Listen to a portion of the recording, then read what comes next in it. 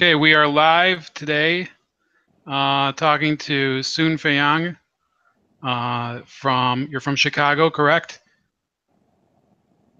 That's right.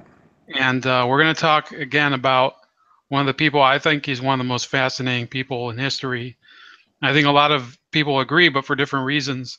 Mao Zedong was the chairman of the Communist Party of China. I believe from 1949 through 1976, he was the head of state of China. And this is somebody that, for me, he encompasses the model of exactly the type of control and coercion that's taken to the logical extreme. People kind of ignore him today because of all of this political back and forth in our society. Um, and I went and did a little research, and I was looking through some links, and this isn't from the recent past. It's from 2 years ago, 5 years ago. I guess you could call that recent. And I see so many people are influenced by Chairman Mao. Uh, Fei-Yang, why would you say that this person, who some would consider the worst mass murderer in history, and people debate numbers and whatever, why do you think he still has this sort of mystique about him? Well, I guess I think he's relatively understudied in the U.S. From my own experience in the U.S. educational system, there's a lot of focus on the Cold War. There's a lot of focus about Stalin, Khrushchev, and then it kind of just pivots to the opening up of the Soviet Union. As for China and Mao, at some point Nixon decided to visit China, and that's really it. So Mao doesn't really get that much coverage in the U.S. educational system. He's certainly not at the level that Hitler or Stalin did, and perhaps it's because of that like you said, there's this mystique about him, and that people are a lot more willing to identify as a Maoist than a Stalinist or a Nazi. Yeah, I can say personally that this is something I've kind of come to terms with it from my own family, because we're a family. We have not with Mao obviously, but um, we have like a huge Holocaust legacy. But I started to ask the question, why is it we talk so much about the Holocaust, but we don't talk about some of the worst genocides in history? And I'm not just talking about China. I mean, Armenia is one that's brought up a lot. Um, do you think people, because China is such a success, they have industrial success, they have now that I guess they're having a cultural footprint on the world, do you think people are willing to overlook that chapter of Chinese history because of their influence today?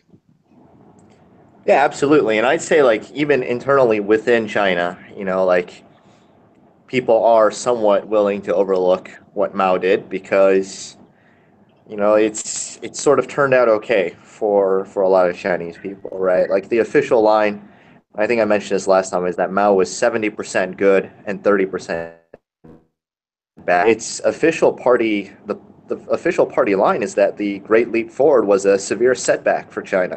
They're not afraid to say bad things about Mao, but given that he was still an important figure in China's, in the Sino-Japanese War, and then in the Chinese Civil War, and winning independence in China, there's still reluctance to, like, fully criticize Mao, and so, like, they'll just leave it as, well, he did some bad things, but mostly it was good.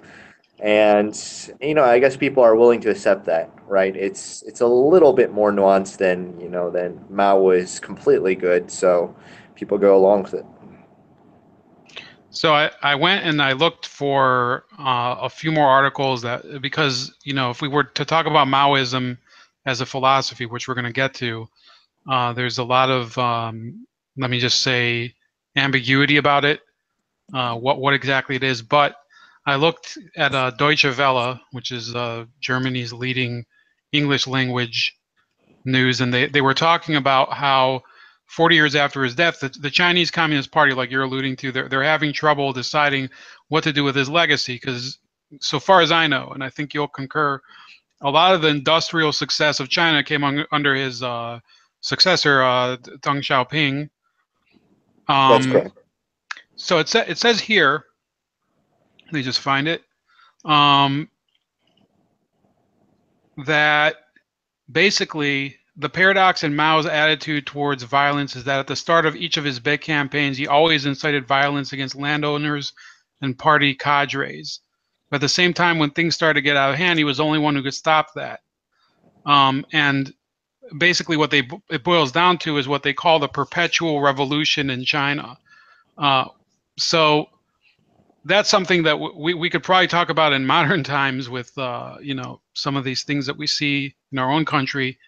But could you describe Deng Xiaoping? How did he get China to get out of that cycle that Mao started and really get readdress its priorities and focus more on building the country into a real legitimate industrial power? So I'll say that that process had already begun while Mao was alive, and that was part of the reasons that Mao had to start, his final revolution, the Cultural Revolution, and that's because after the Great Leap Forward, like Mao had come under a lot of internal criticism in the party, and Liu Shaoqi and Deng Xiaoping, they had basically decided that Mao was to stay on as the symbolic head of the party and the nation, but he would be basically removed from policymaking. And then, Deng had already started to implement reforms during that period. And that was what really started to worry Mao, like not just because he was losing power, but also on a philosophical level, he was thinking that, hey, if we don't have this perpetual revolution, then capitalism is going to win. And he thinks that, like, the capitalists are going to co-opt Deng, and they're going to destroy this revolution. And so that's why he had to start the Cultural Revolution. Now, after that, Deng came back into power, and basically he was just continuing what he was already doing before. So I wouldn't say it was anything new. It was something that the party was already heading to, and would have continued down that path if Mao hadn't started the Cultural Revolution. And if I want to make a comparison to the Soviet Union, after Stalin died, Khrushchev really set about destroying that cult of personality. They underwent de-Stalinization. Khrushchev criticized Stalin heavily to the party, and that was a very important process that didn't happen in China, and possibly that's because Mao didn't die after the Great Leap Forward, and Deng and Liu decided not to do a demaification. They didn't really try and dismantle this cult of personality. And because of that, that's why Mao had the ability to start the Cultural Revolution, because the people were still fixated on him as the symbolic leader of China, and they were willing to go along with what he said. Yes, and in the book that I used as my reference mostly for the life of Mao, which was The Unknown Story, I think it's from 2008, and I actually put in the description two opposing versions for those of you that may happen to be communists. There's Edgar Snow's account, and then there's a recent one from a couple Russian and American researchers that reveals more about it. But I want to set up the question, because what I just said isn't a question. It's just saying that there's a lot of unknown things about Mao. When I read about Liu Shaoqi and Zhou Enlai and the way that Mao ended up treating them personally and degrading them as in the most sadistic terms possible, I kind of looked at it as somebody who was probably more vindictive than just genocidal. This is a person who's really a malicious guy. Now, could you tell me, is there a different way to look at that? Was there kind of a different reason why he would retaliate against Liu Shaoqi, for those who don't know, was the official president of China, and Zhou Enlai was the foreign minister, I believe. But correct me if I'm wrong. Zhou Enlai was the premier, actually, of China. It was a little bit higher position, but yeah, they were. So I would say that Mao wasn't necessarily being malicious. He was certainly vindictive, but he was also a little naive. And the 100 Flower campaigns is one example, right, where he invited people to criticize what the party was doing and really say, hey, let 100 schools of thought contend. Some people say it was just a trap to draw out critics, but It really seems that Mao was kind of taken aback by all the criticism that had come in. He was kind of thinking that, hey, there might be some small criticisms here or there, but largely people will agree with the direction that we're putting the country on. He personally thought he was doing a great job. So it really caught him off guard, and he was very upset about it, and, naturally is very vindictive about it. And so a lot of the critics, ended up getting purged or killed. And he did a similar thing with people's inner circle. So there's this martial cult, one of the Communist Party's greatest war heroes. Like he was a major factor in the Sino-Japanese War. He led regiments campaign against Japan. He was a big part in the Chinese War. He led Chinese forces in the Korean War. And during the Great Leap Forward, like Marshal Pang basically told Mao, like, "Hey, this isn't working. The Great Leap Forward is like a disaster. The people are starving." And Mao internally, he was actually kind of realizing that the Great Leap was a bad idea, and that he personally wanted to pull back. But he was really stung by this criticism. He thought that Pang was criticizing him, and so he kind of just made the decision to double down on the Great Leap and continue it for another 2 years before ending it. And, he always held that grudge against Peng, and Peng ended up getting purged in the Cultural Revolution. Like, he wasn't killed or anything, but, he did die, like, I believe. And so a lot of these things follow the same pattern. He doesn't expect criticism, and then he feels personally betrayed and is very vindictive, and that ends up really poorly for the Hello. Hey, Soon, I just getting a little interference. sorry, did you get that? I did get it, but I'm getting a little break up here, so Okay. I'm wondering if it's on your end or my end. It's possibly on my end. So anyway, I'm gonna keep my camera off because it usually helps.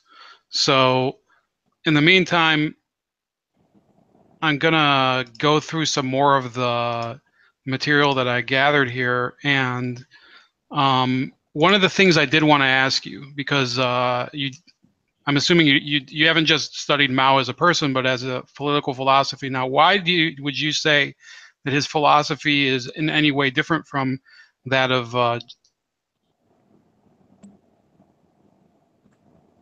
Hello?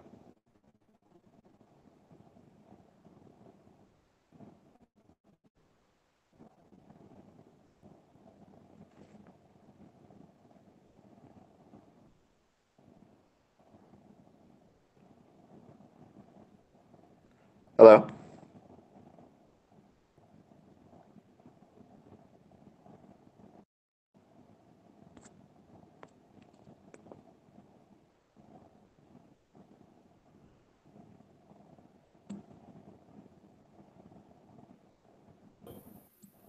Hello? Hello? Hey. Yeah, I I had to switch over.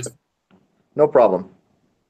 Sorry about that. So I got your question, which was, what do you think makes Maoism different from other types of communism? Is that where you were going?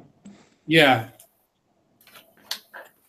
So the first major difference is that it was very much focused on rural and agrarian peasants, and that was really just due to the makeup of China. There was no industrial base. There was no real proletariat like you had in Europe to count on. So instead of focusing on urban areas, he's really talking to the landless peasants, and a lot of the appeal is about getting rid of the landlords, land redistribution, and those were the things that really spoke to like the rural peasants. All right, and that was already a big change from traditional communism, which was focused on like the wage worker and the industrial worker, the urban worker, right? So, and that's part of the reason for Maoism's appeal in other third world countries. Like you have a Maoist movement in India, you have it in Nepal, in the Philippines, and those are all primarily drawing their support from farmers, agrarian workers. So I would say that's probably the main difference. But also, there's also an appeal in the idea of perpetual revolution, that you need to destroy the four olds, like in the Cultural Revolution. And that's just a call against traditionalism. And in a lot of modern I guess you can call it leftist movements. You know, there's a similar vein that, hey, we need to get rid of those traditions. We need to get rid of these old things that are tying us down to the past, and that's a big component of Maoism that I don't think is necessarily there. And in your Leninism and Stalinism, like there are definitely elements in which they want to smash elements of traditionalism, but it's not really at the forefront like it is with Maoism, right? We had campaigns just out there to destroy the Four Olds. The Red Guards, they dynamited Confucius's tombs. They like destroyed a lot of museums and artifacts that they could get their hands on, right? So it's a very much a focus of Maoism, and I think that has some appeal to some on the left who also have similar goals. Obviously, I don't think they're necessarily malicious about it. They probably genuinely believe that the society would be better off without these things. But that is certainly a big part of the appeal. Yeah, and for those of you just joining, I'm here with Sun Fei-Yang. We're discussing Chairman Mao Zedong, the late dictator of China, chairman of the Communist Party. Larry Gerke, recent addition to my subscribers, he says, as Lionel and Tolstoy would say, history would be a wonderful thing if it were only true. Well, I think what he's trying to say is that perspective really matters. That's why I included a couple different authors in the description, one of whom that I'd probably disagree with heavily. Can we talk a little about, you alluded to Mao's appeal in the third world, but he's also known as the person who invaded Tibet. And I find it kind of disingenuous for, these Peruvian Maoists or the ones in India, that they continue to hold him in such high regard when he actually did subjugate a different country, or I guess some people consider it part of China. Why do you think that people are so willing to overlook his actions in Tibet, which were plainly like wiping away an entire cultural history? Well, so Tibet, in the brief period when it was independent between the fall of the Qing and then, the communist takeover, was more or less a theocratic state. It was run by the Dalai Lama, who had absolute power. It was a slaveholding society run by like, the Buddhist hierarchy. So to be honest, it's not really the type of state that your Peruvian Maoist really cares for. I imagine a lot of them are very much against organized religion to begin with. So they see Mao coming in and smashing this theocratic state as, hey, good for them, like, why should they have any solidarity with the Dalai Lama or like a slaveholding society, right? So I think a lot of the support for Tibet doesn't come from the same populations that Peruvian Maoists would draw their support from. So I actually don't see that as a huge contradiction. Like, I guess I don't see why a Peruvian Maoist would care that much about theocracy in Tibet. Well, I think what I find so strange sometimes is that, and this is just me, and I think maybe it's because I've been observing Maoist movements abroad a little more than I do with China. And in the case of Peru, for example, what they try to do often is to go to the indigenous Indians, who sometimes they don't speak Spanish as their first language, they speak Quechua, or I think it's called Aymara is the second language over there. And they try to tell them that it's the colonialism that's created this misery over here, and we are going to smash colonialism now. Effectively, what Mao did in Tibet, believe it or not, I think it's analogous to colonialism. It's the same rationale that people apply to the British conquest of India, where they ended things like burning widows at the funeral of the husband and things like that. I think that's kind of where I see the contradiction, that they claim to be restoring the indigenous society, but in reality, they're actually smashing it with the same anti-traditionalism that you were talking about a few minutes ago. Yeah, I think that makes sense. I would say it's a little bit more of a gray area because Tibet, depending on the Chinese dynasty, has alternated between under Chinese control and, semi-autonomous and under Chinese control again. And, it's been a back and forth. So it's, I guess that's probably the reason why, but I do see what you mean. Like, it is definitely analogous to a type of colonialism. But, if the Peruvian Maoists ever took power, to be honest, they would probably do the same thing. If there's an area of Peru not under their control that's mostly indigenous, I can't see why they wouldn't go in and say, like, hey, some of these traditions have to go, right? Like, we're building a new society, and we're going to do things this way. Like, that's exactly how I imagine they'd act if they ever took power too.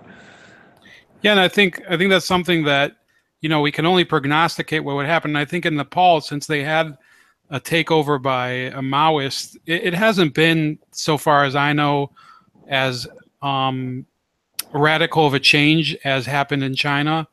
So we have to wait and see. Now, given the past experience of countries under Maoism, I think Albania would be one of the other ones besides China and Cambodia. I don't know how long the non-Maoist elements can hold out, but as Larry was talking about, we really can't predict things based on the past, or I think that's what he meant. He was using this quote from Tolstoy. Can we switch now? And we're talking also about Mao's influence on the West. Now, the Black Panthers used to use his book as sort of a guidebook, but believe it or not, he was pretty popular in, of all places, West Germany. And I have in the description, and I'll actually pop it up on the screen if you don't mind, Fei-Yang. Sure. This article from also Deutsche Welle about this student from University of, I think he lived in West Berlin, and he gave this quote that I thought was just so classic, that the interpretations of Mao's texts also had a ridiculous side. He had a wise word to say about every trifle, which also had a humorous variant. It didn't make sense to translate them literally. Now, do you think it's kind of strange that Americans and in this case Germans, they kind of took his words to be almost like like the way some Catholics take, they'll carry the rosary or something, or was that kind of the intention of publicizing the Little Red Book?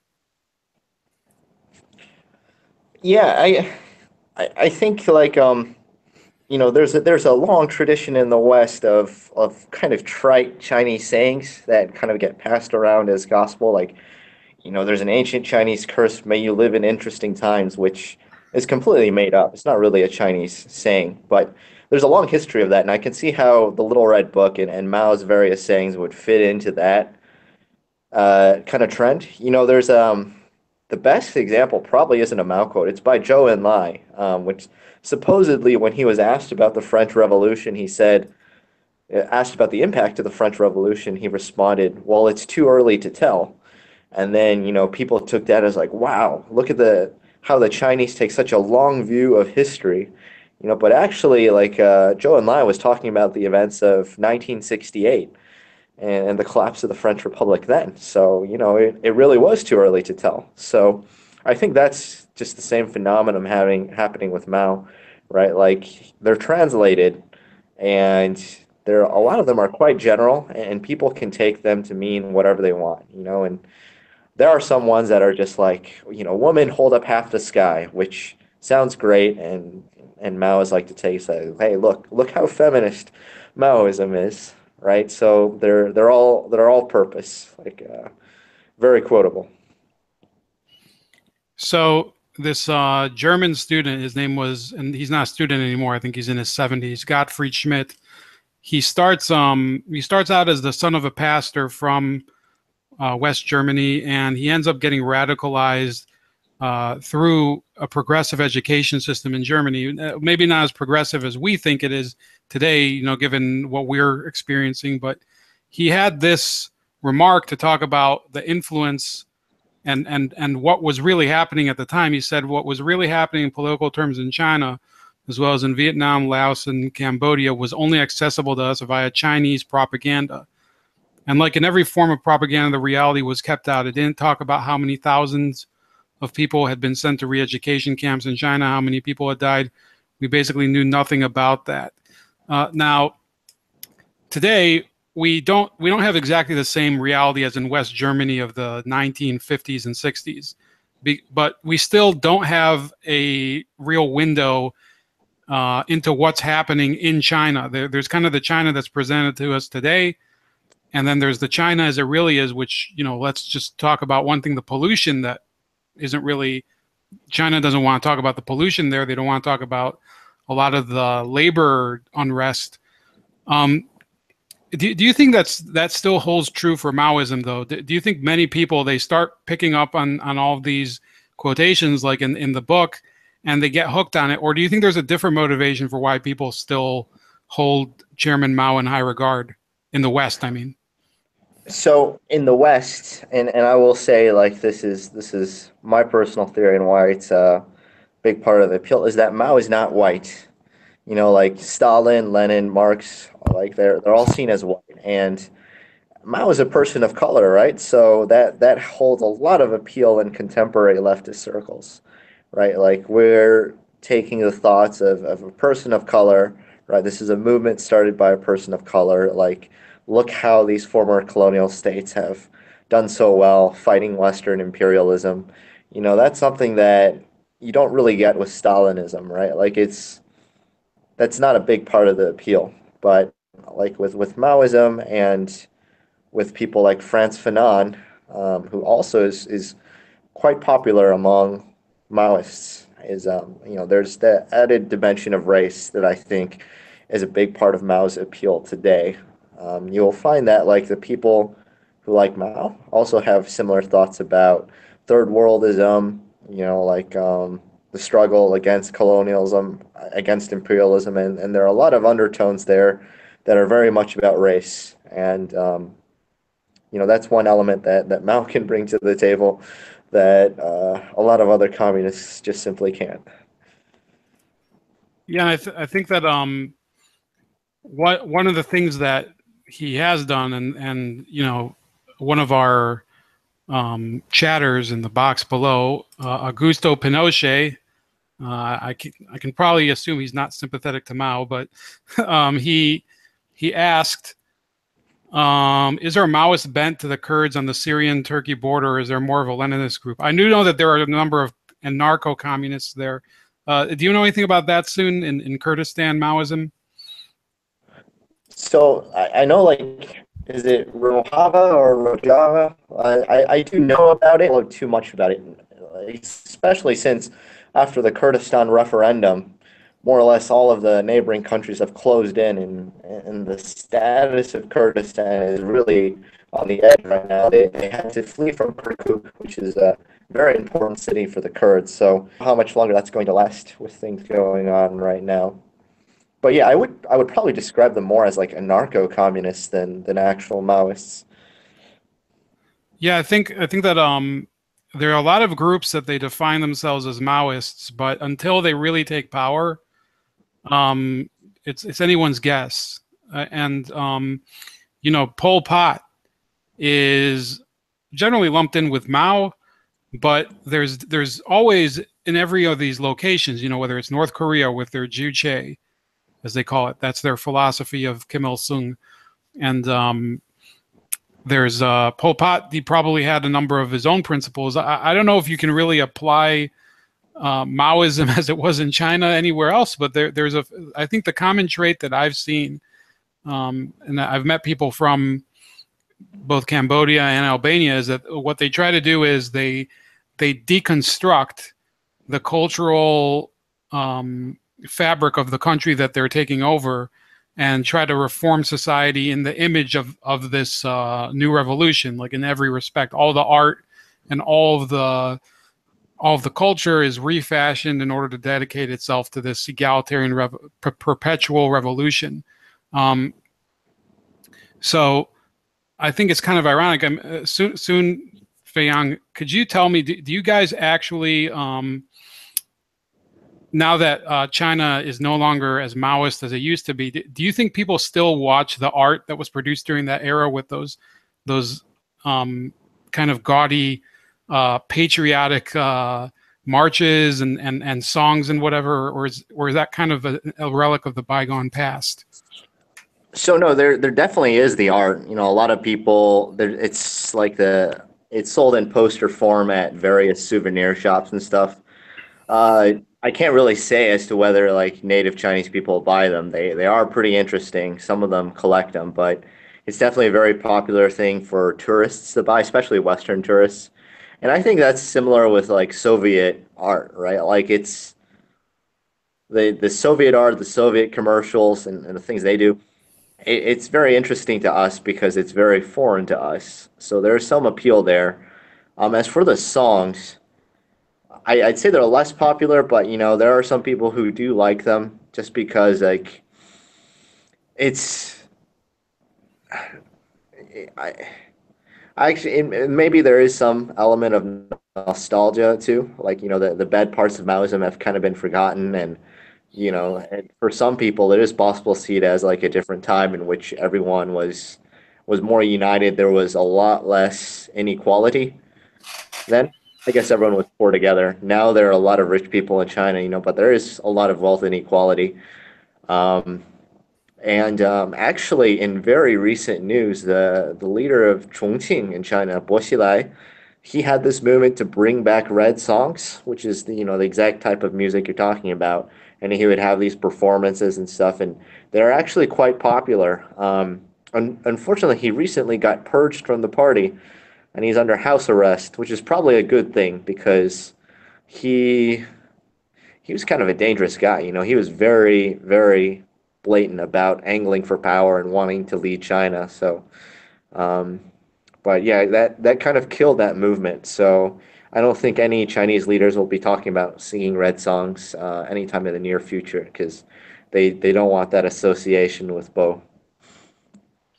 So I wanted to cut in with some questions from the audience, and we have a fair selection of them. We have Augusto Pinochet, already mentioned, not really a fan of Mao, probably, and Larry Gerke, who. So let's take Larry's question first. He says that, or I don't know if it's a question, it's more of a statement. He says, Mao was no worse than Shang. Shang, insofar as he was anything at all, strikes me as nothing remarkably Republican.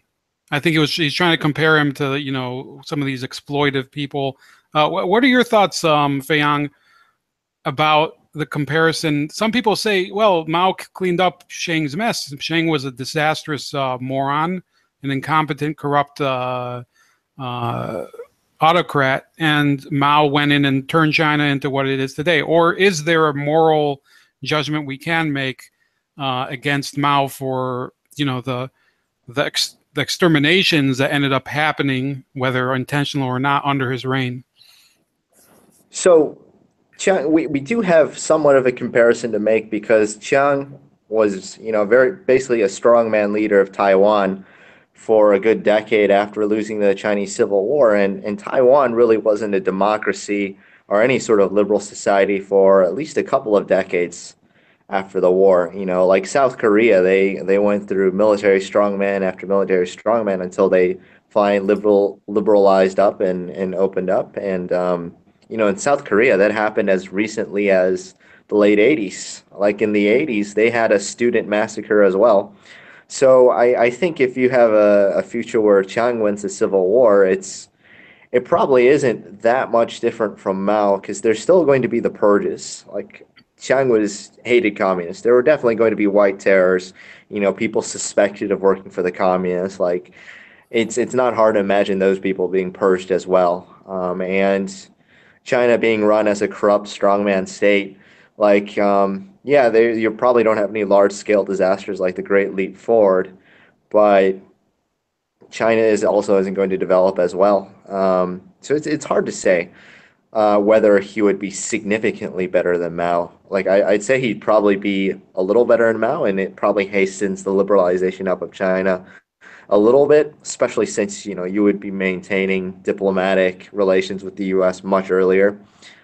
At the same point, Chiang would they shared a huge border with the Soviet Union, and Chiang wouldn't have been friendly to them as well. So, there's potential for a Chinese-Soviet war as well. So it's really hard to say, to be honest, but it's definitely something that I think about often. Um, and to be honest, modern China is exactly how Chiang would have wanted it, right? It's strong state control, state capitalism. Like, there is private business, there is like a lot of capital going on, but it's mostly run by the state. There's a lot of government involvement. That basically is the China that Chiang wanted. So, in the end, it's kind of funny that Maoism doesn't really exist in China except in name. What does exist is more or less the China that Chiang probably would have wanted to build. So I think that's a great observation, which is that in the course of time, since Mao passed away, China, the communist China, quote unquote, communist China has evolved and gone through a few, I'd say, metamorphoses, and it is generally speaking the way that the old Republic of China was in terms of just strong, like central control, a lot of state intervention in the economy. While Taiwan, since Shang passed, I believe Shang passed away in the early or in the mid 70s, and eventually it's become much more liberal. There's much more pluralism in China than there in Taiwan than there was under Chiang Kai-shek. So I think we have generally a drift in both of those countries. What do you say about the proposition? And I'll get back to the questions from the audience, but the proposition of there ever being a reunification between Taiwan and the mainland. Like, if I'd say it happens, but it's probably something that at least 50 years down the line. And it's not because there's any really strong will in Taiwan for reunification, but it's just a simple fact of geography. Like, there are so many Taiwanese people in southern China right now, businesses and stuff. If you recall the sunflower protest by the students going on Taiwan, like maybe 5 years ago, where the students storm the assembly and they say, hey, we don't want any of these economic ties to China, right? Like, they're bad for Taiwan. Like, the three student leaders of that movement, they all got jobs in China right now. There's not that many jobs in Taiwan that don't involve China. Like, it's just simply too close. It's too big of an economic power. Like, it's the two countries are mutually well, at least Taiwan is very dependent on China, and because of that, you take that 50 years down the line. At least trends are still continuing, even if they're still de facto independent. Like, they're going to be basically dependent on China for their economy, and eventually that's going to get to reunification, I'd say. But it's something just a long ways from now. So and I think it's funny to look at that. There's already a template for what would be to come, because in the late 90s, both Hong Kong and Macau merged, or they were returned to China by the British and the Portuguese.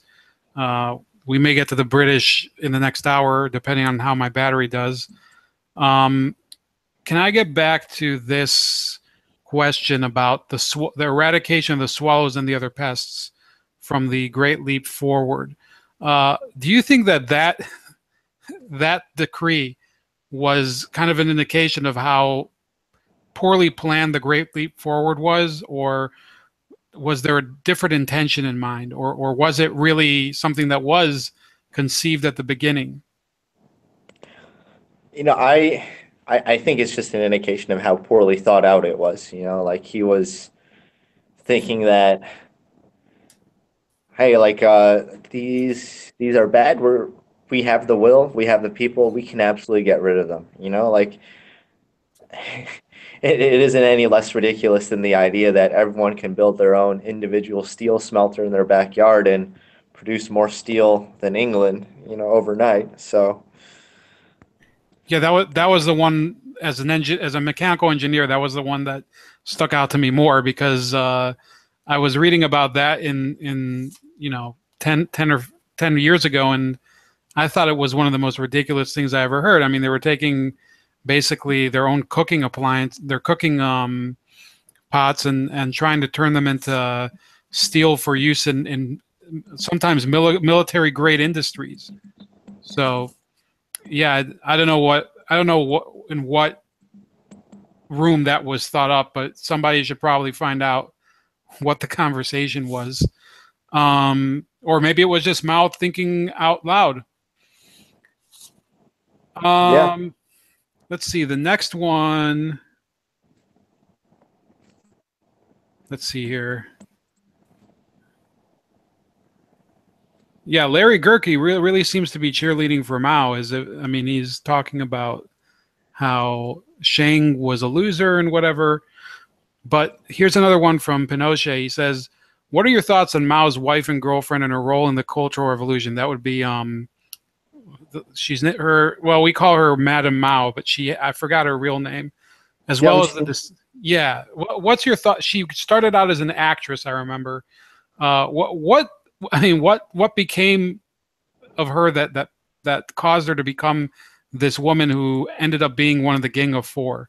So she was, like Mao's fourth wife, I believe, and like you mentioned, she was an actress, so she was put in charge of like state plays and things like that. And so, like from the culture aspect, that's why she was such a key figure in the Cultural Revolution. Like staging certain plays could get you purged. Like there was some official that staged a certain play, and that Jiang Qing decided, hey, that actually is a veil to attack Mao. Purged because it was a very famous Chinese traditional play about someone who is wronged in court, and they die, and it begins snowing in summer, which is a sign that heaven is upset with the injustice of this verdict, something like that. And that caused someone to be purged. And she was in charge of putting on like new performances, new red plays, developing the new culture that was going to replace the old. So, that's kind of how she like angled her way into more power. But it was a gang of four, and there was Mao himself too during the Cultural Revolution. So I think her role overstayed because like she's a woman and she's very involved in a lot of the very visible aspects of the Cultural Revolution. But definitely an interesting person. Yeah, I think I read unfortunately, I don't think that there's as many good comprehensive accounts of what happened with the Gang of Four and how, why is it such a big deal, the Gang of Four? But I did read up on a couple of those people, and I think one of the reasons that Madame Mao, I can't, for the life of me, I can't remember her name, even though you just mentioned her, but she had this colleague on the Gang of Four, Yao Wen Yuan, I think his name was, and what they were doing was a lot of cultural criticism that was very visible, and it kind of reminds me of probably everybody watching has seen that movie V for Vendetta. These cultural thought police that they would just they would just go after any sign of dissent within Chinese culture, especially theater, which I believe was one of probably the most popular traditional art in China. And basically, they were the people who also were responsible for cracking down during the 100 Flowers campaign that you mentioned before. So yeah, they were absolutely visible. I think also her shrill character and her just she kind of had this hair trigger response to any sort of criticism. That might have been one of the reasons she became a symbol. Now, the other two members of the Gang of Four, just so that we can be fair, because, one second, Gang of Four. I used to remember this, by the way. I don't have the best memory. Were Zhang Junchao, I believe that's his name, and Wang Hongwen. And what was it exactly about these people? They took over China for a brief period, or they were supposedly in charge of China during the last period of Mao's life. Why is it that China moved away from them, and how is it that these people got outmaneuvered? So I'm not really too sure on the details, but this wasn't a popular group. You know, the Cultural Revolution had gone on for a while. Like the Red Guards, even in the end of the Cultural Revolution, the Red Guards themselves were splitting into different factions, and the military was very much against them. You know, like the Red Guards had tried to attack military barracks, and Zhou Enlai even had to tell the Red Guards, like, all right, the military is off limits, but a lot of the Red Guard factions wouldn't even listen to him. And, you know, with Mao dying, there wasn't really a central figure that could rally all the Red Guards. So they started factionalizing, splitting up. And, you know, however powerful the Gang of Four is, they didn't have that symbolic leadership that Mao did. And so they were unable to really hold on to power. And that's why some of these elements that had stayed quiet during the Cultural Revolution laid low. You know, they were able to come out of the shadows and reassert power. That's a very high level summary of what happened. Like, you know, for the details, we'll probably have to dig a little deeper into some source material. Okay, so then there's the other people that were members, Wang Hongwen and Zhang Chunqiao. Chunqiao was, or sorry, his name would be Zhang, his last name. He was more of a theory guy into politics. Wang Hongwen was he was a labor act, you know, a trade union leader, I guess. Although really trade unions in communist China, I think, were a symbolic thing. I think I'm going to editorialize for a second, and maybe you can react. I think what happened in China in 1976 is happening again in two countries, Zimbabwe and Venezuela, where you have a geriatric or incompetent leader and these just vultures waiting to go after the scraps after he dies. And that really is, to me, that is the ultimate end course of communism, you know, taken to its natural course. Eventually, a person at the top, the person who's the founding symbolic leader, just croaks because, you know, he's a human too. And somebody else has to take over. And often that person that steers the country back, they realize that in order to reform the country, they have to undo all the fuck ups of the person that came before them. Would you say that that's kind of what Deng Xiaoping did, or like you said earlier, did that start under Mao and it was necessary for somebody like Deng to come forward and become and really administrate it? Yeah, he, you know, Deng like basically stepped in and more or less ended a lot of the principles of Maoism, like as early as 1978. And you know, they had started reforms almost immediately after he was back into power. So it's it does require someone to come back in and clean up the mess, and you know that's something that needs to happen. So hopefully it does in like the two countries you mentioned, especially Venezuela. Like I honestly haven't read too much about Zimbabwe, but I don't know if they're suffering a crisis like as severe as Venezuela is right now. Well, under Mugabe in in Zimbabwe, there's a number of elements that, first of all, he was a huge admirer of Mao. In any case, not that his economic policy has been similar to has been communism. I want to be fair here. Zimbabwe still has a number of elements of capitalism, but the state centralized power, which is common to even China today, is what's driving in Zimbabwe. And then what he's also been characterized with is just this this personal drive to take over as many enterprises as possible. They've done it in terms of running away and attacking currency dealers and even beating them in the streets, and also having a sort of ethnic cleansing campaign in southern Zimbabwe. And now, you know, his wife, Mugabe's wife, is angling to become the new dictator of the country after he dies. He's over, I think, the age of 96 now. So I think that there are parallels in Zimbabwe, and Venezuela is heading there too, under Maduro. Here, Augusto Pinochet says, was there any chance of being an early success if Mao wouldn't have swapped the urban and metropolitan populations? Or was, I think he meant rural, or was that doomed no matter what? Can you respond to that? I hope that question was clear.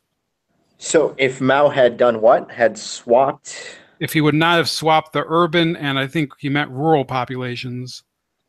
So there weren't, it wasn't like a Pol Pot style thing where he forcibly depopulated the urban centers. Like Yeah, that's what I think China, he. Yeah, I think yeah, he was confusing the two. China didn't really have that big of an urban base, and they didn't really start sending students down to rural areas until the Cultural Revolution. So I don't think that was a big part of Maoism in China. It certainly wasn't Cambodia, but and even then, when they sent the students down, it was just students. They weren't sending everyone in the cities down to rural areas, and it was more like select groups of students that send down to the countryside to get educated, right? To really learn from the farmers, and so it was definitely a much smaller scale happening than what you saw in Cambodia. Yeah, I think that in Cambodia and North Korea, we see maybe examples of Maoism that's even more Maoist than Mao. If I mean, it sounds kind of stupid the way I'm saying it, but in those countries, notice that there was a degree of resistance to Mao from leaders like Liu Shaoqi, people that wanted to, I guess, what I'd say, do the responsible thing, and what would you say is the way forward? I mean, we're talking about more extreme cases to North Koreans. If there ever was to be a downfall of that regime, how would they be able to readjust to not having this celestial leader managing all their lives? I mean, they've been under this system for far longer than China was under Mao. What are your thoughts? So, actually, I do want to share a really quick story about Cambodia that I think you'll like. But two high-level Cambodian officials, right after they had won independence, they actually visited Zhou Enlai in Beijing, and Zhou Enlai gave them a warning that you can't really attempt full communism right off the bat. Like we tried that with a Great Leap Forward and it didn't work. Like it's got to be a gradual process. And the two Cambodians, I don't know how to pronounce their names. They both begin with Khieu. Supposedly they just looked at each other and they just smiled. They're like, they didn't take him seriously at all.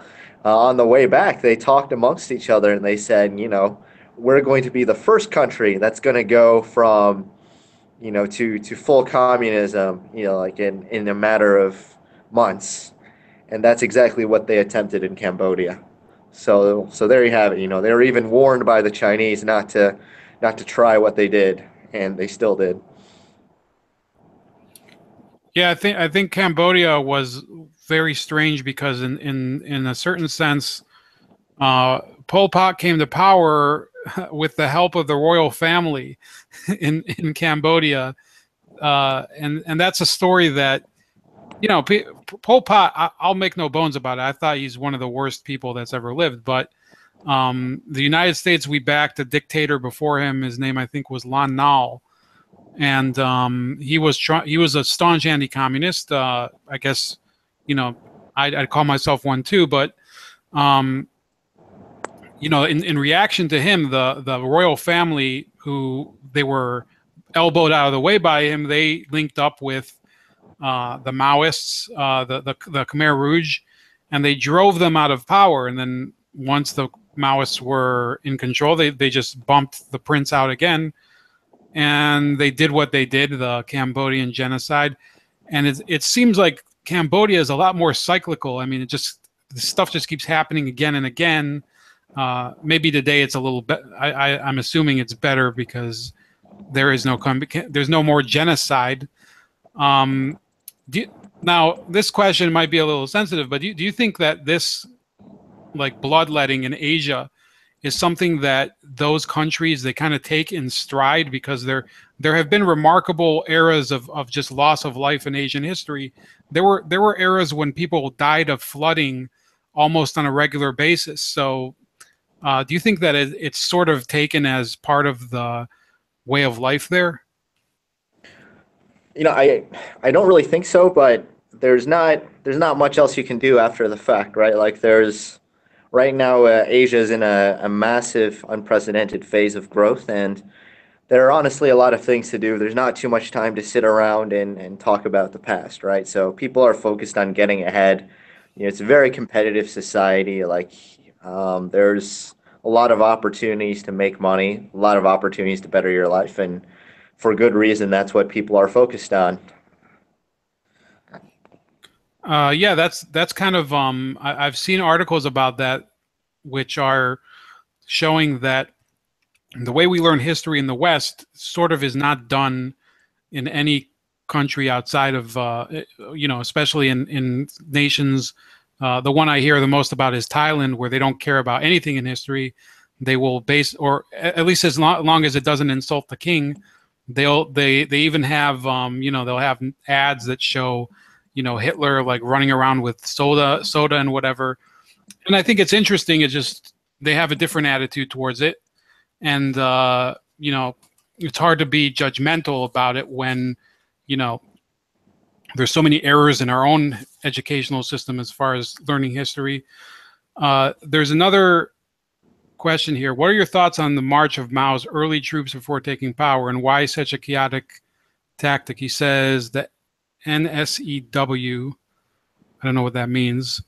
Why did it take? I mean, I know he lost a lot of troops at the beginning. So, Do you mean the long months? yeah, the Long March. So, you know, it wasn't really something by choice. Like they were surrounded in their traditional power base, most like on all sides by the nationalists, and they had to break out. And when they broke out, like they basically, made for the mountains. They were pursued by the nationalists the whole way.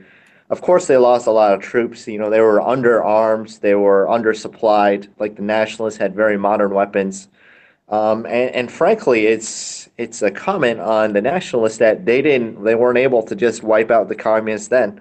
Like if they had, there would have been no Chinese Civil War. But it's kind of a minor miracle that Mao managed to survive. And I will point out that Mao was not in charge during the Long March. Like he came into power towards the end, but for the majority of the Long March, Mao was just a guy there. You know, he was definitely not the guy calling the shots and in charge until like about halfway through the Long March. So, it wasn't really by choice. They were kind of forced into that kind of tactical retreat by the overwhelming forces of the nationalists then. Yeah, and I think that for those of you that are, they're wondering how he came to power, there is evidence that for all the weakness of Mao's military forces, they had superior intelligence. The nationalists were much more corrupt. There were more moles within the nationalist ranks that in reality were feeding information back to the communists. And the Soviet Union did have a role in supporting Mao. Now let's talk about that, and I think we'll close because we've actually gone over time. What do you think is the lesson from the Sino-Soviet split? Now, that happened in the early 1960s with the end of Stalinism.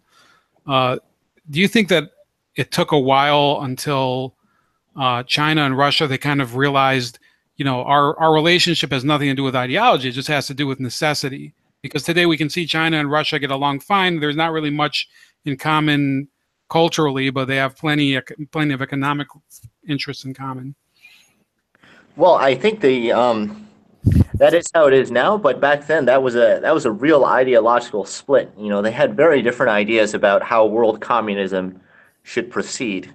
Khrushchev and the Soviets, they thought Mao was crazy. Like China was the rogue state of the time. They were funding insurrections across Africa, Latin America, right? Like Mao wanted a world revolution, and he was willing to provide arms to groups all around the world. And the Soviets thought, "What are you doing? Don't be crazy like that, right?" Like the Soviets, they would provide funds to governments that were friendly, like Nasser in Egypt. They weren't going to fund like, peasant armies in Latin America like Mao was willing to do. So they had a falling out over that. They also had a falling out over who was the real leader of world communism. Like the Soviets said, "Hey, it's us. We're more powerful. We were first." But Mao's like, "Hey, there's a lot more people in China, and we're the only ones actually trying to promote communism around the world. So we're the leaders." And that was really the reason for the split, right? Like it didn't do China any good then because the Soviets had a lot of engineers in China helping building infrastructure, teaching expertise, and all those people got pulled after the Sino-Soviet split, which kind of set Chinese development back as well. So, it was actually a genuinely ideological split, which is something that you don't see very often. And then how would you say that China and Russia, they repaired their relationship because they're obviously not at loggerheads today as they were back then.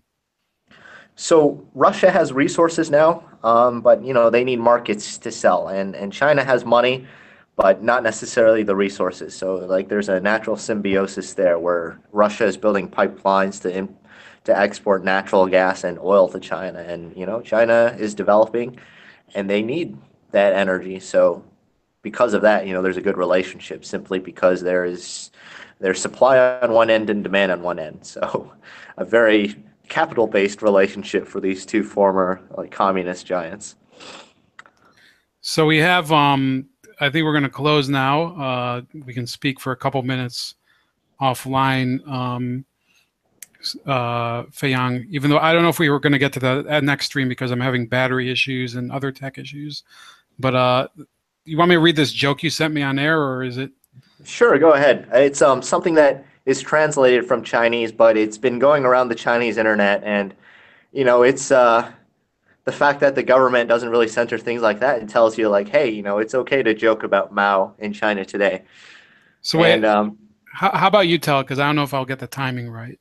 sure, so it's imagine that Chairman Mao comes back and he comes to modern China. He has a lot of questions, so he finds someone. He asks like, "Hey, can the people finally eat their fill?" And the Chinese people tell him like, "There's so much to eat right now that we're all dieting." And then Chairman Mao says like, "So are there still capitalists in China, or do we get rid of all of them?" And Chinese people tell him they're all doing business overseas now.